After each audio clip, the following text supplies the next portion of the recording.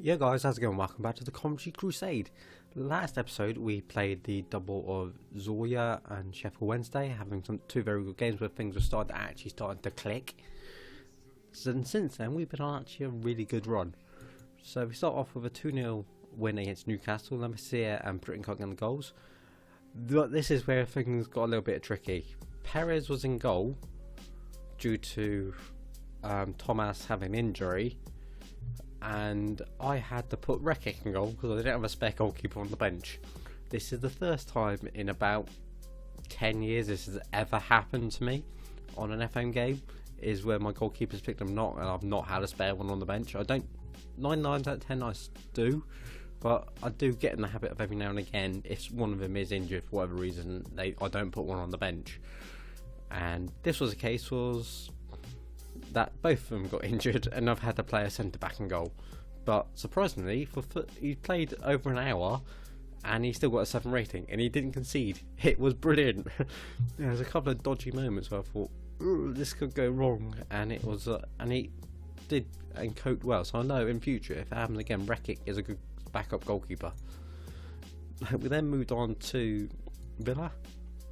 Thomas came back in. He is just about recovering from his strained wrist or something, so had an actual goalkeeper in goal, so that was pretty decent there. We then took a 2-0 lead. They pulled it back right after half time and they missed a penalty on the 93rd minute. He put it past the post, so I was thinking, oh damn, this, they've got drawn this late on, so then they dominated the game, and somehow whoever it was, this Ferretti guy just put it past the post. Is like, get in. Penalty 13, so he's not a bad penalty taker, he just had a bad penalty. So very happy with that to even get the 3 points off that one. We then moved and played Tottenham. Most boring game ever. It went from 0 to 90 in about a minute. I think the whole game lasted for me. It got to half time, I spent a few moments sort of changing things around, and the second half just went boom, gone. Nothing to be seen from that one. Really sort of boring game. But we played Man City in the league and we beat them 3-1. I don't know what got into the players, but whatever it is, their Weetabix was excellent. They got 3 goals. Kolak getting ahead after they went 1-0 up on the first minute to Stokes, putting us in the lead on the 39th, and Hassan just sealing the deal late on. It's just brilliant, getting one of the top teams in the division, and we actually for 90% of the game gave them a good run for their money and beat them. So I was on very high, just a very big high there, and very happy with it, because we moved into Norwich and we thought this wasn't going to go very well because they went 1-0 up. We missed a penalty on the 67th minute, and it took Lamasier deflected a shot to get us the winner. Their goalkeeper had an excellent performance. He actually saved the penalty as well. So I was thinking, this isn't going to go well at all, is it? And then Stokes and Lamasier make it up and score the 2 goals to get us the win.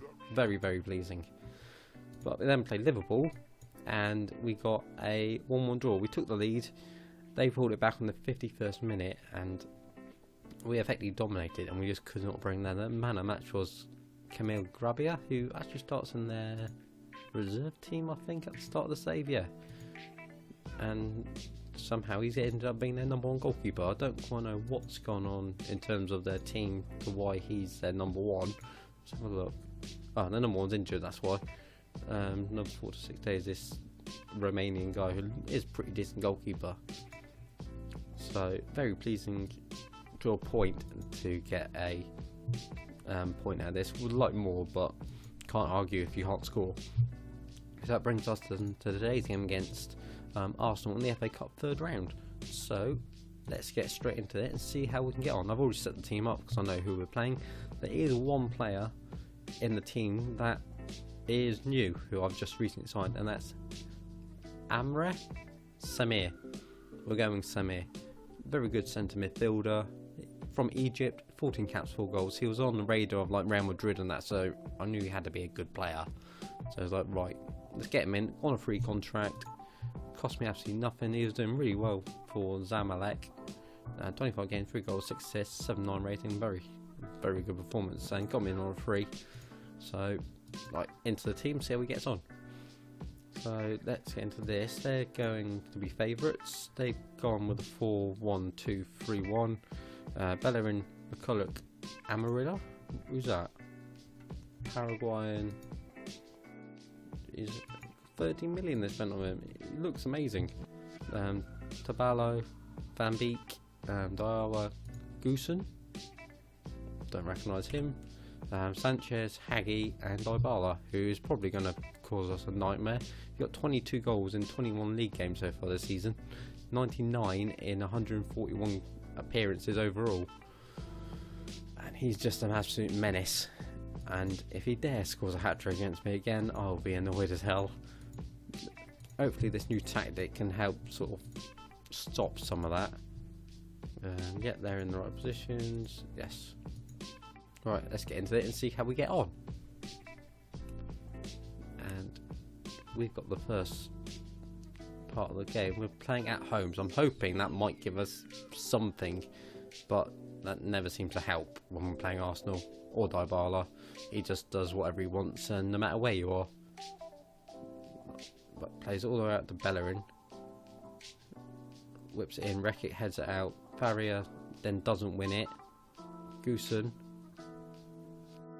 Van Beek, where's he going? Into Diawa, Alexis, good tackle Bonilla. Al Said, Stokes coming forward, plays the ball through. Lemessi is in behind into Al Said. Good chance, very good chance, and we hit them on the counter, so that's quite a good way to start. Al Said's going to whip the corner in. He puts it to edge of the box. Stokes is there, Faria. All the way back out to Al Said. You can get a decent ball in there. Faria's on the edge of the box. Shoots. And we've gone 1-0 up. What a goal. Not expecting that. And we've already put Arsenal on the back foot and we're dominating the game. Okay, it's 2 minutes, but we're going forward. We've been the better team. Al Said puts it to Faria and he just hits it edge of the box. Okay, you can probably class Britain Cutter being in the way, but I don't care. It's a goal. I looked up to see what was going on because nothing was happening, and we got a free kick, and he just clacked the crossbar. Again, Kovic wins it off Dybala. Stokes and loses it, and Dybala's in behind. Oh, good save, Thomas. I think I just went good save, so I don't know why he just hoofed that out wide. Morales hoofs it up top. I don't know who this Morales goalkeeper is, but we'll find out at half time. As they're coming forward, Britain Cut then clears it, but we're not doing well. We're just clearing it into their defence, and they're just coming forward straight again, which isn't helping us. Kovic, long ball over the top. Al Said's broken the defence, or the offside trap actually. Oh, he's put it over the bar. He's not the most clinical striker in the world, so he's someone I might have to look at replacing in this formation. Britain Cut, lovely ball up to Klose. Gets tackled by Hagi though. Into McCulloch. Down the line for Hagi. Over the top for Dybala. Camille's going to come across though. Got loads of space to go back to. Thomason clears up to Kovac. Heads over Stokes. He then rolls around the defence but loses to Van Beek. Bonilla comes back and intercepts it from Hagi. Sanchez, Faria, Stokes, Kovic. Where's he going? I don't know if that was a shot or a very bad one. Bellerin, can we block it? Klaus. Dybala's at the front post, gone all the way back to Diarra. That's annoying. We stopped Diarra and Bello from shooting, but didn't mark up the man in the middle. Bellerin again is a constant threat. Dybala takes it front post, and we got no players marking Diarra. Faria just doesn't drop back far enough, and they draw at level right before half time. Van Beek. We win it back. Al Said is bursting forward. Gets almost tackled, but it's gone back to Kovic. Faria back into Stokes, into Lemessi. He's gone in the middle, and he's put us 2-1 up. Is It is onside. Get in. The Messi is really finding his boots now. He's moved out onto that right wing. Lovely passing again. He's in Al Sahid has obviously switched pace, and the Messi is just cut inside on his left boot, top corner. Lovely finish. We've got a free kick edge of the box. Al Sahid's hit the crossbar. He's had 2 of them. Klaus puts the ball forward. Camel heads it forward, but it's dropped to... Okay, and the Messi is offside. Right. Logical. Right, let's make some subs. After he's not having the best of game, so Manuel Jesus can come on. Farrier is having a good game. Don't really want to upset the middle of the field. What's his tackling like? I don't really want to switch anything up in the middle of the field because they're doing really well to sort of nullify Arsenal. 10 minutes left to go. They've had 3 shots, so this formation does work really well in terms of holding up other teams. As I say, they've got a free kick and they've scored from a direct free kick, and that is annoying because we've done really well, and it's taken a set piece for them to equalise. Over the top of the wall, Thomas just doesn't get near it.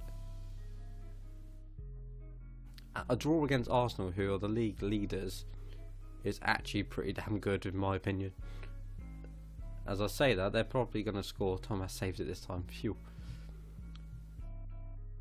If we can improve on this for next season, a 2-2 draw against Arsenal is apparently unfortunate because they deserve more from that. But if we can improve our team enough in the next couple of windows, or have players come up from our youth team, we can really challenge, I reckon, because we've done really well to nullify them there. They have 3 shots basically up to they got that indirect free kick, which they scored, direct free kick, and that is not bad. If we can get points off the top teams, okay, there's the FA Cup, but we're proving we can play against the top teams with this formation now.